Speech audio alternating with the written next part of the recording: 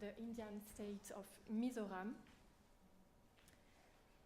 for her MA by research. And for her PhD research, she has turned her attention to the subject of community singing at funerals, where this Lengkam Zai is practiced in a very different context. Her research is funded by the Arts and Humanities Research Council. Thank you very much. When English missionaries first came to the Lushai Hills in 1894, an encounter began with a number of clans who shared a language and cultural practices, but who had little awareness of the extent of what would one day be called their tribe. 120 years later, the Indian state of Mizoram, as it now is home to the Mizo people, a scheduled tribe with a strong unified identity. The two main denominations, Presbyterians and Baptists, share the same hymn book. This is the hymn book, if you'd like to look at it later. And churches serve more than 80% of the population. I think I put 90% in the abstract. In 2010, it was 87% Christian. So I just want to, this is where Mizoram is, between Burma and Bangladesh, the red dot in the northeast, and just a few snapshots of life in Mizoram. Now, there is such a wide range of music going on in Mizoram. Given that it is predominantly Christian, there's a huge range of Christian music happening. So I've just put that on the slide with a slight chronology, but actually all of these are coexistent today, so none of them have become obsolete. So we have initially the solfa zai brought by the missionaries, solfa being tonic solfa, so it's music sung according to the tonic solfa notation. So that includes Western gospel hymns, four-part harmony, and choirs, which are still a really vibrant part of life in churches today. Then there was a revival movement. These religious terms are given by Mizo historians and theologians. This is pretty much what they've agreed on.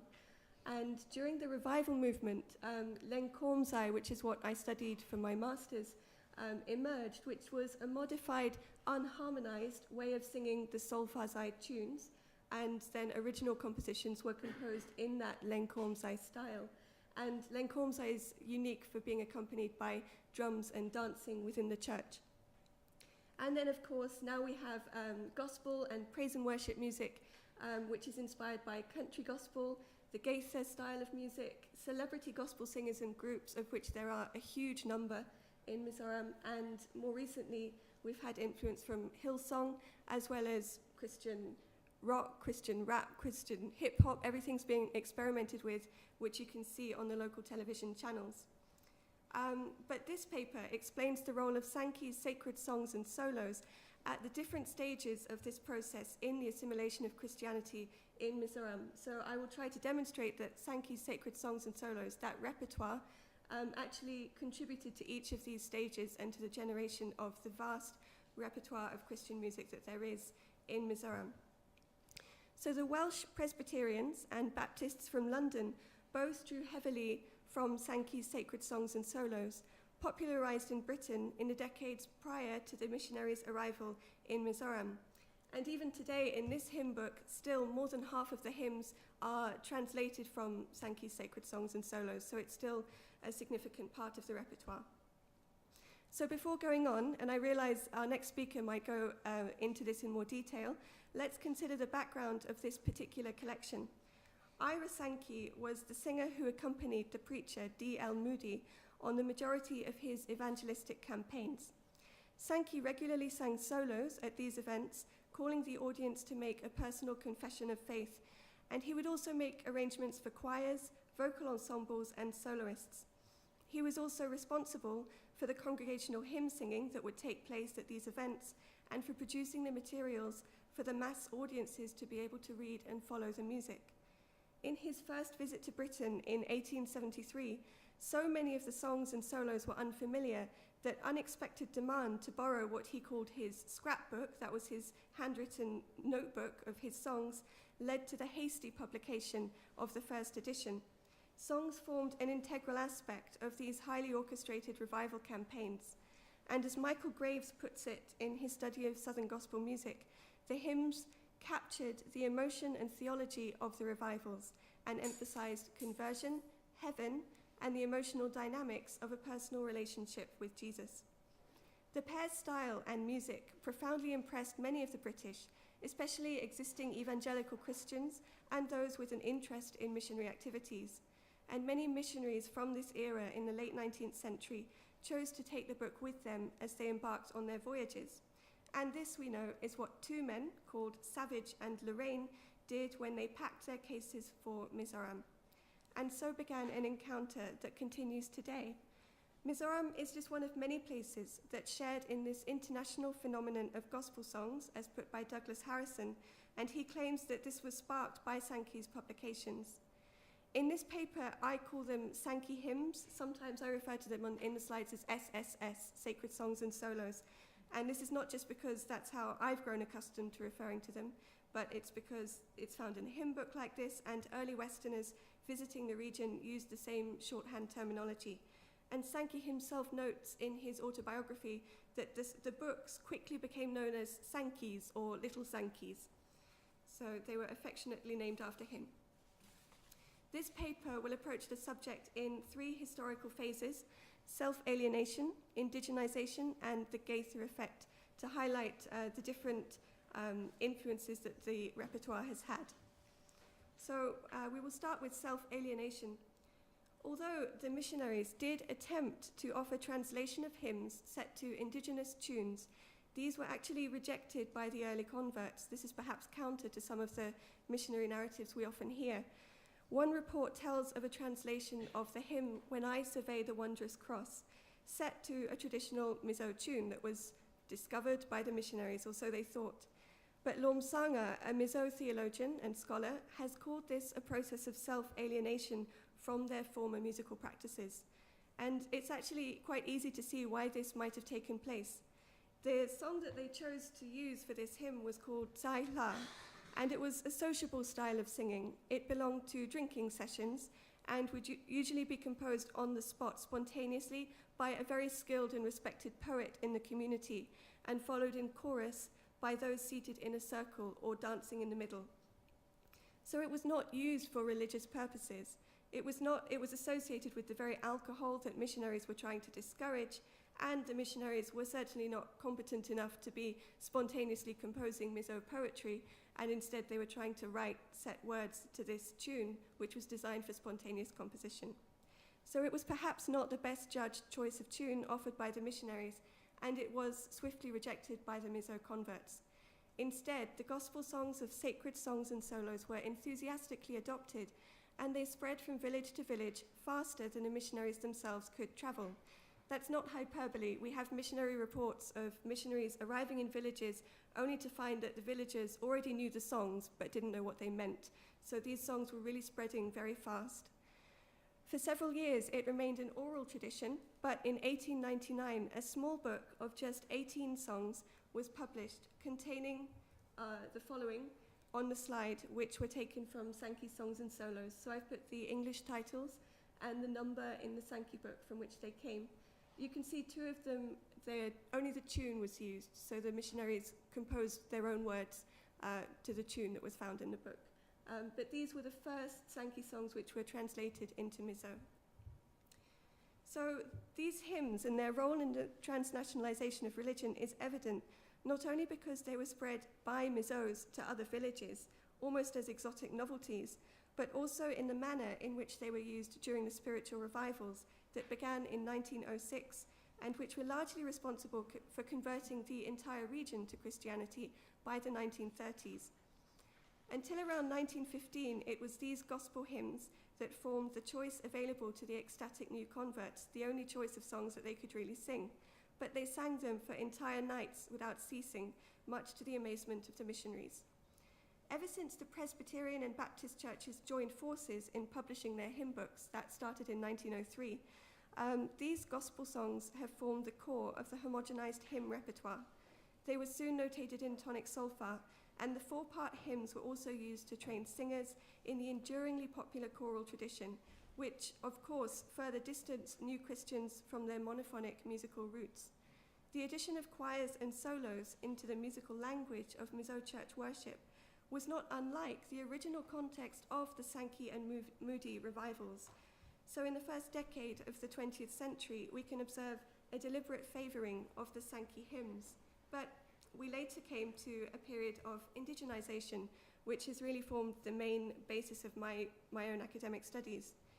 The establishment of Christianity as the dominant religion by the 1930s united these once disparate clans of the region into a Mizo tribe with political force, a strong self-awareness, and a strong cultural pride.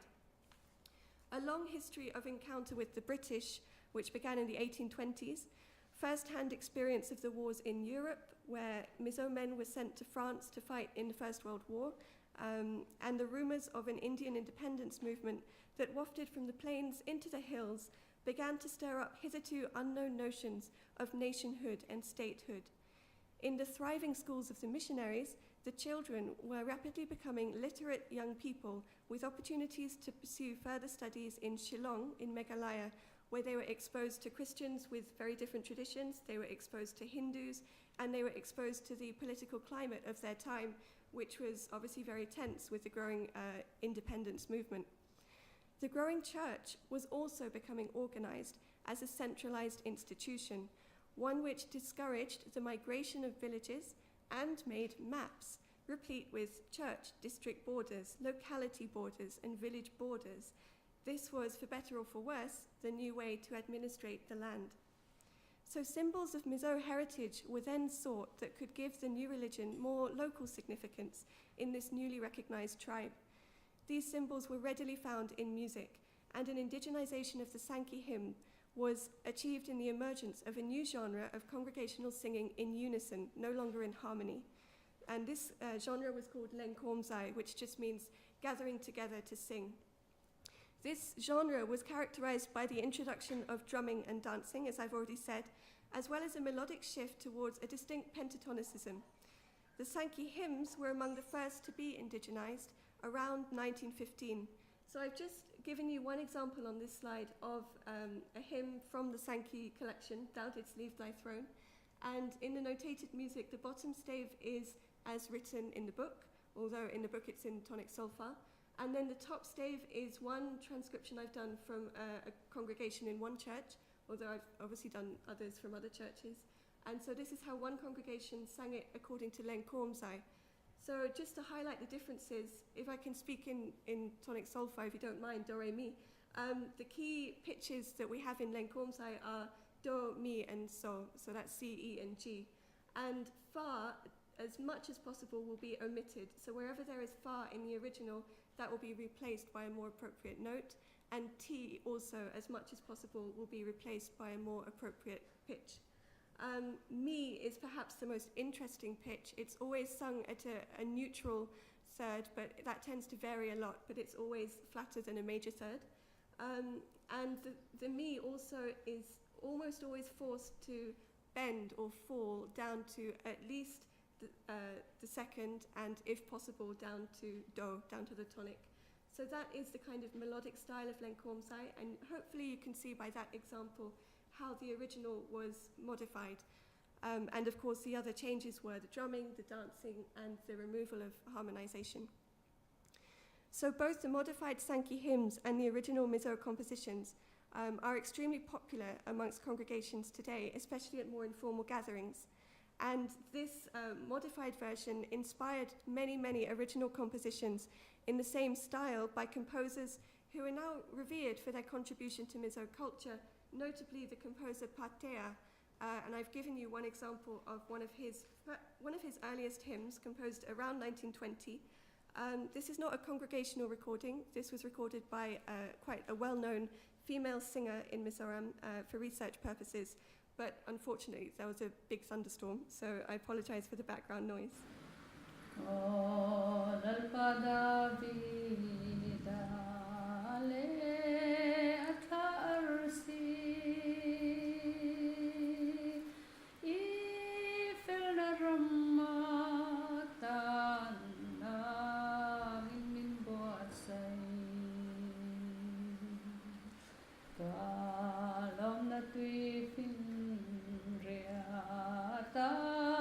Minaliama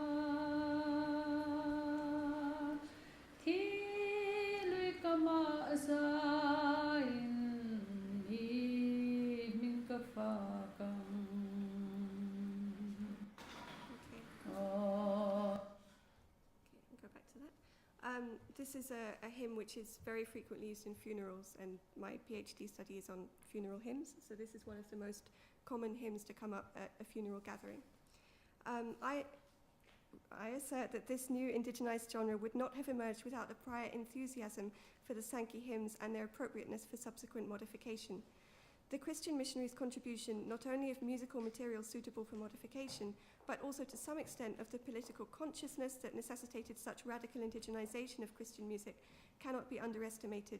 From the beginning, the relationship between Christianity, British governance, the Indian nation, and the Mizo tribe was a complex one, and at the heart of it we find the Sankey hymns, which continue to breathe life into the growing church community.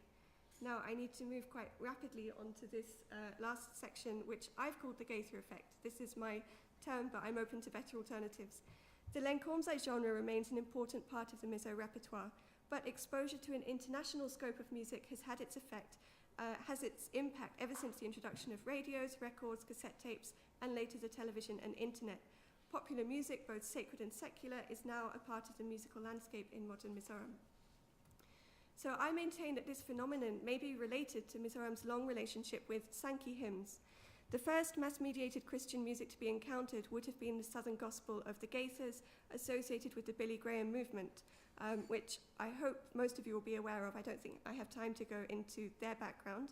But Graves places Southern Gospel music in the lineage of the Moody Sankey revivals, not only in the musical style, but also in the theology offered.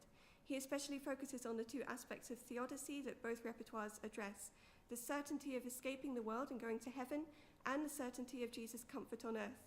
At a time when Mizoram was entering a very bitter struggle for independence from the 1960s to the 1980s, this message was relevant to Mizo Christians at a slightly different time. Graves is rather critical of the otherworldly strategies of Southern Gospel music, and perhaps rightly so. But for the Mizos, the hope expressed through the songs matched instead the present worldly vision of an independent, beautiful land of peace to call their own, which was really resonant with the nationalist secular songs which were being composed at that time during their independence movement. So I've just briefly highlighted one very well-known song, which the Gaithers have popularized. The Mizos sing in Solfazai and Lenkomzai style. It's a Sankey hymn as well. And I've just highlighted some of the lines in the song which can also be understood to resonate with nationalist ideas and the longing for their own sense of place and their own sense of belonging. But I'll just briefly move on from that. Right, the Gaithers' promotion of a blend of close harmony groups, solos, and congregational singing and worship also resonated with those who knew of the Sankey revivals and those inspired by it, but also with the Mizo context. The atmosphere, the style, and many of the songs were already familiar to Mizo Christians, so that, I believe, was part of the strong appeal of the Gaithers in Mizoram that endures today. They saw and at times sought to emulate what was evidently a modern version of that same tradition which had first brought Christianity to the region, and it was something familiar. I therefore call the third phase of relationship with Sankey the Gaither effect. Through encounter with the Gaither industry, the songs which first induced a homogenization of religion and later became locally indigenized finally allowed Mizo Christians to enter the global context, recognizing both the local and international value of what had become their own repertoire. And I do want to play you a few minutes of a recent example of the continuing influence of the Gaithers and the Sankey hymns, which is a celebration of the youth department of the Baptist Church, and they did a very similar video to a Gaither homecoming. So I'll just play that if I'm...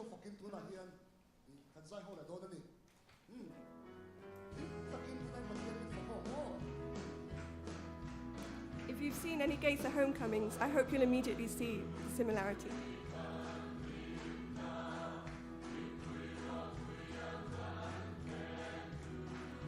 But the point is, this is not something foreign that's been appropriated. I believe that this was acceptable because there was something so familiar in it, in the songs and in the genre.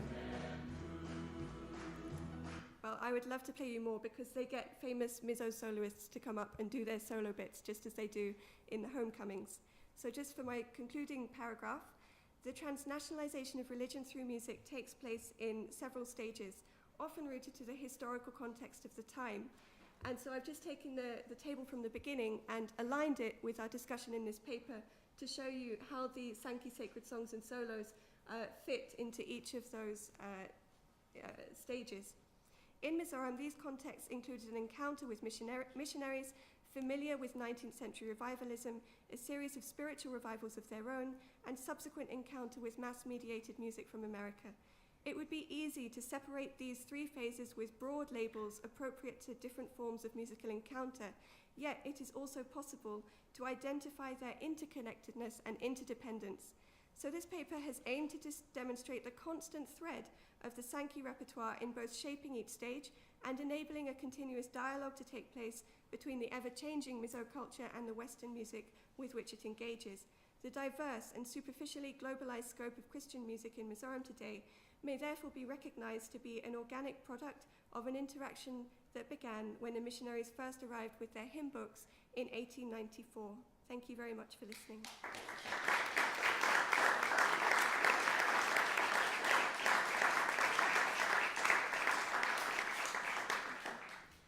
Thank you for your very interesting paper.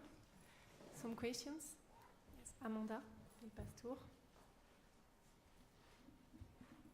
Thank you for an excellent paper, really enjoyable. I have a very technical question, and I know it's not the main thrust of your paper, but it surely has to be very important in terms of process.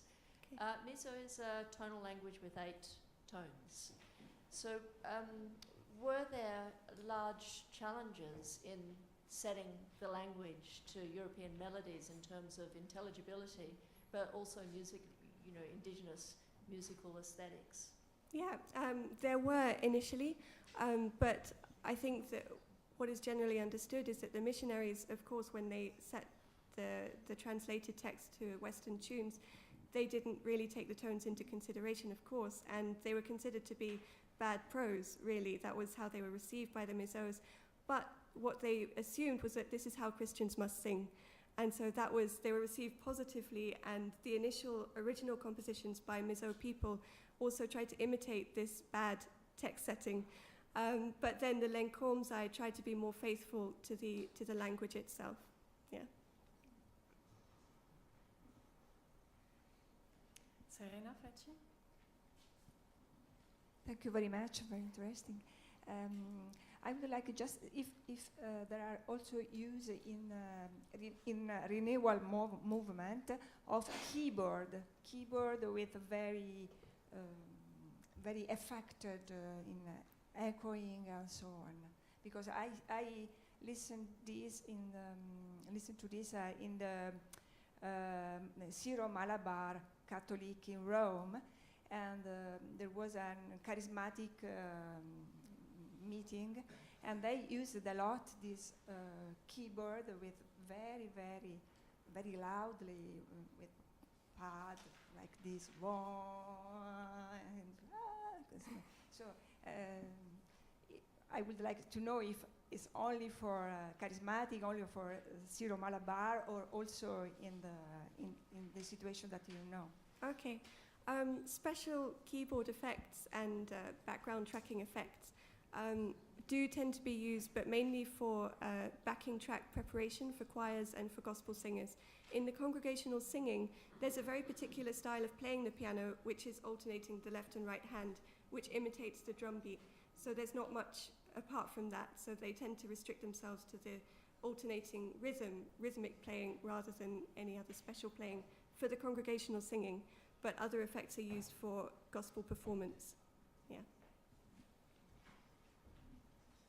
My impression of the Gaither style singing is that it's more of a performance for an audience, meant to be seen on television, and often you have celebrity singers involved. And I wondered if that's true in Mizoram worship as well. I mean, this seems to be more of a performance, or is it?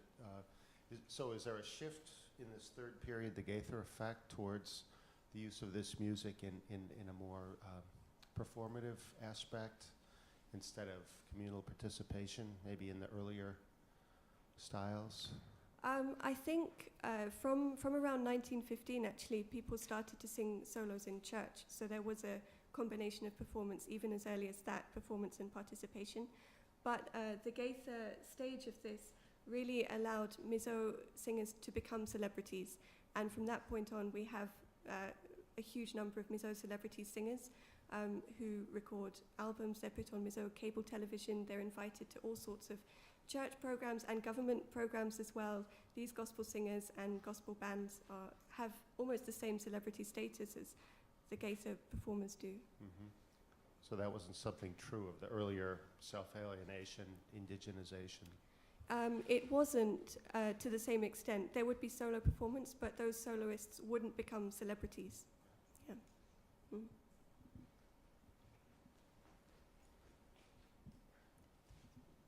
Thanks for your paper. I know there's some examples of using indigenous instruments in other parts of India in church context. I'm wondering if that has been a part of the indigenization process. Yeah, that's actually a really interesting question. I think you have to begin with looking at what music was like before Christianity, and actually there wasn't, as far as I can see, a lot of devotional music, and especially instruments tended to be used for social purposes rather than for religious purposes. And so what happened in the indigenization process was that most of the hymns, most of the instruments were not brought back into the church. The only exception was the drums. So in Lenkomse we have a big drum and a small drum, and they keep the pulse. There are no other rhythmic details that they play. It's the pulse, and they keep the tempo, but they have a big responsibility to keep the spirituality of the singing alive, depending on their tempo and how loudly they can beat and how long they can beat for. But the interesting thing is, if you actually look at those drums and the drums which were used before, they're not the same drum. This is what I'm really interested in. So the drums are called the traditional drum, and there's a great triumphalist narrative that the traditional drum was brought into the church, but it wasn't the same drum. The original drum was a long barrel-shaped drum, and this is a cylindrical drum that they use now in the church. So I'm still trying to figure out where this other drum came from and what happened to the other one. Why do you think the drum was privileged in such a way, whereas other instruments maybe weren't? I think, well, there are lots of proverbs that say you can't sing without a drum, you know, and you can't have any kind of festival without a drum. So I think the drum has always been indispensable for singing more than the other instruments. Yeah. Thanks. Okay. Okay, thank you. Thank you.